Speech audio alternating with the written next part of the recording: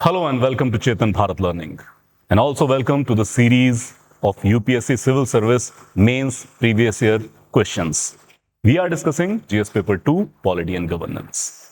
Today, we encounter a very expected question on fiscal federalism.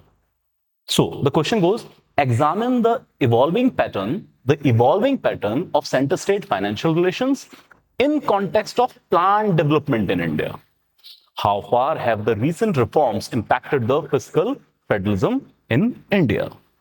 So जिस साल में 16th finance commission अभी establish किया गया है, तो ना सिर्फ इस साल बल्कि पिछले साल से ही ढेरों लिटरेचर पब्लिक प्लेटफॉर्म के अंदर न्यूज़पेपर्स के अंदर है on fiscal federalism and the problems issues and need for the reforms.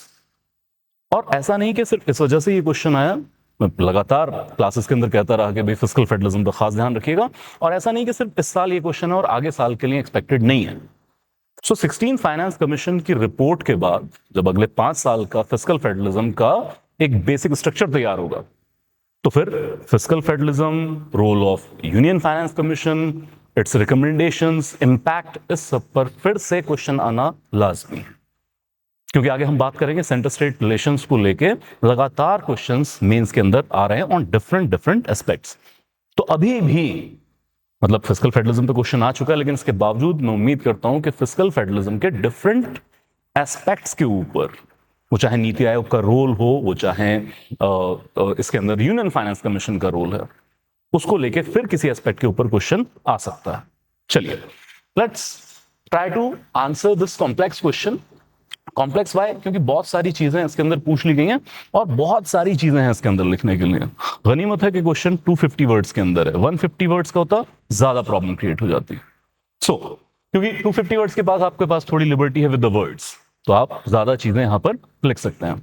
अब जो पहला पार्ट है क्वेश्चन का, that examine the evolving pattern of centre state financial relations in the context of planned development in India. तो इवैल्यूइंग pattern को भी किस context में पूछ रहे हैं? Plan development.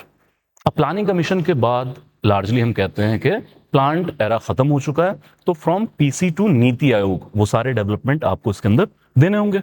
और फिर पूछा गया है कुछ रीसेंट रिफॉर्म बताइए जो किस तरीके से इंपैक्ट कर रहे हैं फिस्कल फेडरलिज्म को. अब इंपैक्ट पूछा है तो पॉजिटिव भी हो सकता है, नेगेटिव भी हो सकता है. चलिए, इंट्रोडक्शन कैसे हो सकता है इसका?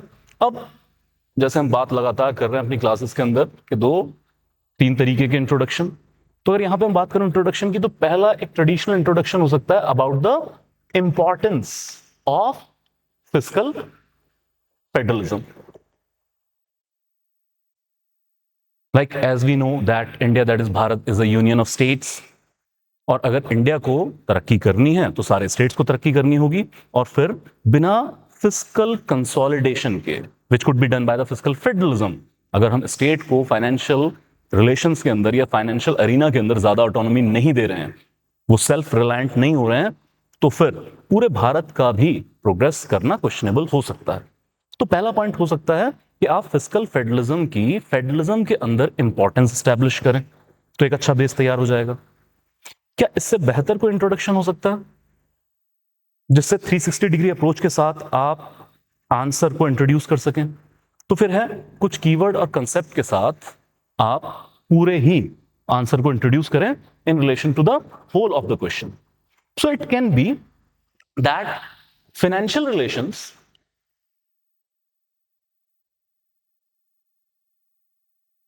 Over the years have evolved. आप खुद इवोल्यूशन की बात करें, from centralised plan driven to more cooperative functions. And further, you write that constitutionally, so it is not only a political game, rather constitutionally, in the initial years, a strong center was justified अब क्यों था justify a strong center in the initial year, and that too not politically only, rather constitutionally, because of the need of national integration and economic planning. तो भाई शुरुआती दौर में states इतने strong थे ही नहीं, हमें नेशनल इंटीग्रेशन भी करना था, नेशन बिल्डिंग करनी थी और इकोनॉमिक प्लानिंग भी करनी थी। तो इनिशियल ईयर में हमें एक स्ट्रांग सेंटर की जरूरत थी। But now you right, however, दो इंपॉर्टेंट चीजें, post independence reforms and institutional transformation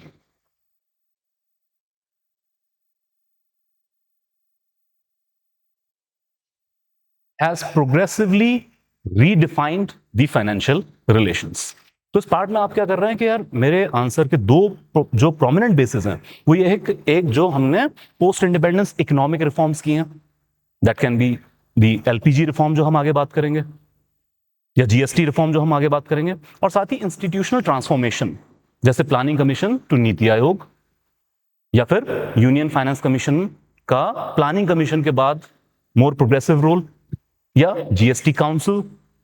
तो हम इंस्टीट्यूशनल ट्रांसफॉर्मेशन के साथ ये कह रहे हैं कि भाई स्ट्रॉन्ग सेंटर से हम मोर कोऑपरेटिव और साथ ही हम प्रोग्रेसिवली इन रिलेशंस को रीडिफाइन करते चले जा रहे हैं। So I would suggest this second introduction could be the better one. Now when we come to the body part, now first address the evolving patterns in detail, जिसकी हमने introduction में सिर्फ एक झलक भर दिखाई है। Now you start with the major phases. अब मेजर फेजेस कौन कौन से हैं डायरेक्टली, क्योंकि हमें काफी कुछ है आगे लिखने के लिए, so without going to detailing दो फेजेस की बात करें, 1950s टू 1980s। अब इसमें क्या हो रहा है सर, यहां पर आप क्लियरली मेंशन करें the role of planning commission, the Gadgil योजना और Gadgil formula. So here you mention that in the initial years, through planning commission prepared the 5-year plan and accordingly suggested the government to allocate the resources for the states. And same is the Gadgil Yojana. And here also mention the role of centralized sponsored scheme and central sector scheme. When you give this contention, then make analysis what is the impact, how evolution was happening. So here states were more and more dependent upon center for resource allocation, that can be in form of 5-year plan के लिए जो उनको पैसा आ रहा है, या फिर इसके अलावा central sector scheme, central sponsored scheme या ग्रांट इन एड्स आ रही हैं। तो इनिशियल ईयर में states were more and more became dependent upon the center, and then you directly cut the course by 1990s economic reforms. Now here you can write that with the 1990 economic reforms, the macro stability was in focus at the behest of center, but micro stability was devolved to the states. That states was encouraged to promote the investment in the states through industrial corridors, through, हालांकि ये धीरे धीरे develop हुआ लेकिन idea तो तभी से germinate हो रहा है, through special economic zones. So here still the control was at the hand of center, but it started devolving at micro level to the states. So ये दो अहम पड़ाव हो चुके हैं evolution के. Then you come to the very important role of 14th and 15th Union Finance Commission, where in the divisible pool, states' share was enhanced from 32% to 42%. Highest increase. हालांकि 15 finance commission ने 41% कर दिया था, लेकिन ये Jammu and Kashmir जब UT convert हुआ उसका पैसा काटा गया, तो अभी भी स्टेट्स को तो पैसा 42 के हिसाब से आ रहा है। And please mention this was the watershed movement in the fiscal federalism history of India. जब हम करोड़ों मतलब हजारों करोड़ की बात कर रहे हो, 10% is a quantum jump. Now states are having more money, more resources at their disposal. But what happened side by side? ज्यादा पैसा तो आ गया, but again you write that by 14th and 15th finance commission like कुछ important चीजें, जैसे यहां पर हम कह सकते हैं कि सर जो सेंट्रल स्पॉन्सर्ड स्कीम्स हैं इनको प्रून करना शुरू कर दिया। एकदम से बंद नहीं की, लेकिन सेंटर ने पैसा वापस खींचना शुरू कर दिया कि भाई अब आपके पास ज्यादा रिसोर्सेज है, अपनी स्कीम खुद चलाइए। So pruning of the central sponsored scheme that started, या फिर इससे पहले जब हम 1950s 80s की बात कर रहे हैं, यहां पर आप स्पेशल कैटेगरी स्टेटस की बात कर सकते हैं, स्पेशल कैटेगरी स्टेट्स। और अब आप कह सकते हैं कि 14-15 फाइनेंस कमीशन के बाद सेंटर ने स्पेशल कैटेगरी स्टेट्स वो योजना बंद कर दी, किसी नए स्टेट्स को नहीं दिया जा रहा है। Special packages can be there for different of, but special category status नहीं दिया जा रहा है। Now, from 14th to 15th Finance Commission, especially jump in the 2015, that Planning Commission got abolished and Niti Aayog that established. And Niti Aayog especially focused on pruning the central sponsored schemes and also promoting cooperative and competitive federalism in India. So this is about the institutional transformation. Then you importantly talk about 2016 development 101 constitutional amendment and coming of GST and GST Council. So with coming up of the GST, जो बहुत सारे indirect taxes थे वो subsume कर लिए गए, जैसे octroi है, सेल्स टैक्स है, into one tax. And then to manage all these resources, GST Council is being created where state is participatory. So state का भी say इन सारी चीजों के अंदर। तो ओवरऑल टैक्स रिजीम में स्टेट्स का से आ रहा है, फिस्कल फेडरलिज्म से लेके फेडरलिज्म तक स्ट्रांग हो रहा है। और फिर इस स्कीम के आने के बाद स्टेट के रिसोर्सेज बढ़े हैं। नाउ हियर यहां पर प्रूव करें दैट भाई 70% of GST collection is transferred to the states. लेकिन यहीं पर एक एनालिसिस जरूर लिखें that however autonomy of the states over many taxes that got reduced. They are more resources at the disposal, but autonomy जो उनकी थी कि हम टैक्सेस लगा सकते हैं वो जरूर रिड्यूस हुई है, क्योंकि वो सेंट्रली ड्रिवन ज्यादा है। तो यहीं पर इंस्टीट्यूशनल प्रोमाइस के अंदर हम जीएसटी काउंसिल की बात कर देंगे। देन रीसेंट डेवलपमेंट के अंदर जरूर कोट करें जो आप डिफरेंट डिफरेंट प्लेसेस से पढ़ते हैं। करंट अफेयर तैयार किया होगा, आई स्ट्रांगली बिलीव लाइक आपने जरूर सुप्रीम कोर्ट की जजमेंट वो तैयार की होगी, that supreme court recently said that tax on minerals is a domain of states. So again, states are empowered. Fiscal federalism has got a push, that is a positive push. So इतने सारे examples काफी हैं जहां पर हम ना सिर्फ evolving pattern जिसमें हम लेजिस्लेटिव मैटर्स से लेके इंस्टीट्यूशनल प्रोमाइस और इंपॉर्टेंट स्टेप्स की बात कर रहे हैं। देन आफ्टरवर्ड्स दिस, क्योंकि वर्ड लिमिट खत्म होती चली जा रही है, then we can come to some issues and challenges. Why?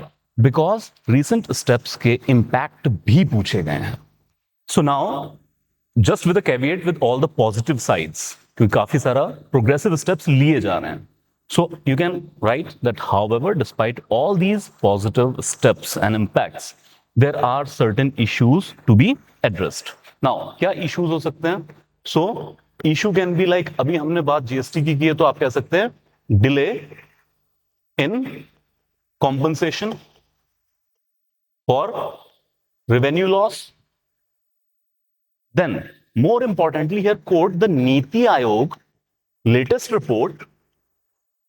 Again जो डिफरेंट डिफरेंट सोर्सेस से करंट अफेयर के थ्रू आप पढ़ते हैं चीजें अलग अलग जगह पे, उनको प्लीज अपना वेपन बनाइए। सो यहां पर है fiscal health index, and this fiscal health index reported by Niti Aayog rather talks about vertical and horizontal imbalances. तो स्टेट में अभी भी बहुत ज्यादा इम्बैलेंस नजर आ रहा है उनकी फिस्कल हेल्थ को लेके. कुछ स्टेट प्रोग्रेसिव हैं, कुछ स्टेट बहुत पिछड़े हुए हैं. Then of course you can talk about that surcharge and cess that is not shared by centre with the states. जैसे भी पीछे जीएसटी की दरें कम हुई तो काफी स्टेट ने कंसर्न कहा कि ठीक है दरें कम कर दी हैं, हमारा कुछ रेवेन्यू लॉस होगा, लेकिन उसकी भरपाई के लिए सेंटर तो शायद सेस और सरचार्ज से भी काम चला सकता है, हम तो वो भी नहीं कर सकते हैं. तो उस चीज को भी कही कि वो शेयर अभी नहीं किया जा रहा है. तो 2 से 3 इश्यूज कुछ हमने इसके अंदर अगर लिख दिए, या फिर एक और कर लीजिए, चौथा इशू राइजिंग डेप्थ. तो ये एक बड़ा प्रॉब्लम आ रहा है स्टेट्स के अंदर, लगातार डेट की प्रॉब्लम आ रही है. डेट उनके स्टेट जीडीपी रेशियो के बहुत एनहेंस होता चला जा रहा है. तो इस तरह के इश्यूज के बाद, क्योंकि हमें एक बैलेंस आंसर देना है, हमने इससे पहले पॉजिटिविटी की बात की है, तो कुछ इश्यूज एंड कंसर्न की बात करें and then conclude your answer कि वर्ड लिमिट अब तक हमारी खत्म हो चुकी होगी. So here on the concludary notes again in a positive and in a aspiring way आप करें कि कुछ कमियां जरूर हैं लेकिन आने वाले टाइम में वो एड्रेस की जाएंगी. सो it can you can relate it rather with the concept of sustainable developmental goals, या फिर स्टेट्स की और मेच्योरिटी की बात कर सकते हैं कि जैसे जब बजटिंग की जा रही है तो उसमें बाकायदा बताते हैं कि भाई सेंट्रल बजट के अंदर कितना बजट सस्टेनेबल डेवलपमेंटल गोल्स के अकॉर्डिंग हमने किया है एक्सपेंडिचर अपना. तो स्टेट्स को भी इस तर्ज पे करना चाहिए, स्टेट में और मेच्योरिटी आनी चाहिए. या फिर सस्टेनेबल डेवलपमेंटल गोल के साथ साथ आप विकसित भारत के कॉन्सेप्ट से भी इसको रिलेट कर सकते हैं कि for Viksit Bharat we need विकसित states and that can be ensured by a well coordinated, well thought, well planned, and well planned not only at the behest of center, rather well planned in a collaborative manner development for all the states. So hence here you can conclude your answer. So again it was, I believe, a moderate to tough question, क्योंकि इसमें जो simple हम पढ़ते हैं सिर्फ उससे नहीं बल्कि डिफरेंट एस्पेक्ट से जब तक आप चीजें लेके नहीं आ रहे हैं, जो आपने करंट अफेयर में पढ़ा, जब तक उसका यूज नहीं कर रहे हैं तब तक एक बेटर आंसर नहीं बन सकता, अदरवाइज बहुत प्लेन आंसर हो जाएगा. Now coming back to the importance of this topic, please federalism बहुत अच्छे से प्रिपेयर कीजिए, और उसमें भी फिर से कहूंगा फिस्कल फेडरलिज्म भी आने वाले सालों के लिए बहुत अच्छे से प्रिपेयर कीजिए. लाइकवाइज अगर मैं प्रीवियस ईयर क्वेश्चंस में देखूं तो 2024-2023 लगातार फेडरलिज्म से रिलेटेड क्वेश्चंस आए हैं.